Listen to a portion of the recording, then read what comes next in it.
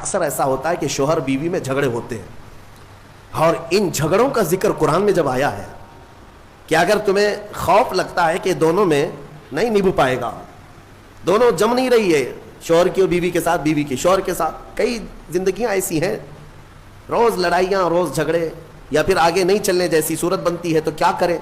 اللہ فرماتا ہے فَبْعَثُوا حَكَمًا مِّنْ أَهْلِهِ وَحَكَمًا مِّنْ أَهْلِهَا۔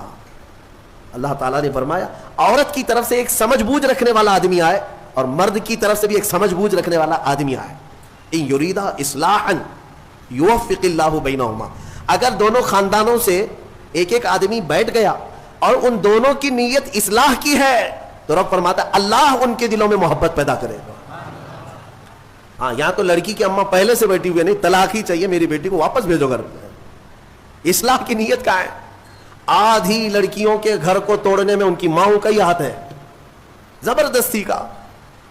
میرے عزیزو، شادی کے بعد ایک زندگی جو ہے یہ کیسی ہے؟ شوہر اور بیوی دونوں کو قرآن نے کہا ہن لباس لکم وانتم لباس لہن، عورتیں تمہارے لیے لباس ہے اور تم عورتوں کا لباس ہو۔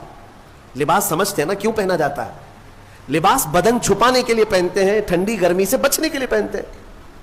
تو تم عورتوں کا لباس ہو، اس کا مطلب یہ ہے کہ عورتوں کے عیبوں کو تم چھپاؤ گے اور تمہارے عیبوں کو عورتیں چھپائیں گے، ایک دوسرے کے عیب کو باہر نہیں نکالے۔ اور اسی طرح عورتوں کی تکلیف آئے تو تم سہارا بن کر کھڑے ہو جاؤ، اور مرد کی تکلیف آئے تو عورت سہارا بن کر کھڑی ہو جائے۔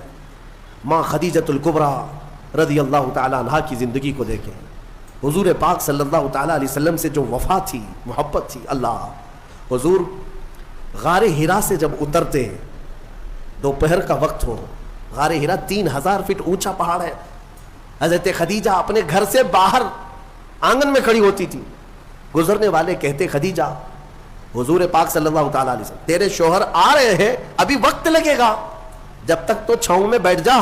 حضرت خدیجہ کہتی ہے میرا دل گوارا نہیں کرتا، میرے سرتاج دھوپ میں اتر رہے اور میں چھاؤں میں بیٹھی رہوں، جتنی دیر میرے رفیق حیات صلی اللہ علیہ وسلم دھوپ میں اتر رہے ہوں اتنی دیر میں بھی تو دھوپ میں کھڑی رہوں۔ حصے داری اس کو کہتے ہیں، پارٹنرشپ یہ ہوتی ہے، شریک حیات اس کو کہتے ہیں، لائف پارٹنر یہ ہے۔ حضرت خدیجہ کا جب انتقال ہوا، میرے آقا کو اتنا غم ہوا، اتنا غم، پورے سال کا نام رسول پاک نے عام الحزن رکھا، یہ غم کا سال ہے جس سال ام المومنین کا انتقال ہوا۔ اور وہ عجیب لمحہ تھا جب سیدہ کائنات فاطمۃ الزہرا سلام اللہ علیہا حضور کی بارگاہ میں تھیں، چھوٹی عمر تھی جب حضرت خدیجہ کا انتقال ہوا، حضرت فاطمہ بہت چھوٹی تھی، حضور پاک صلی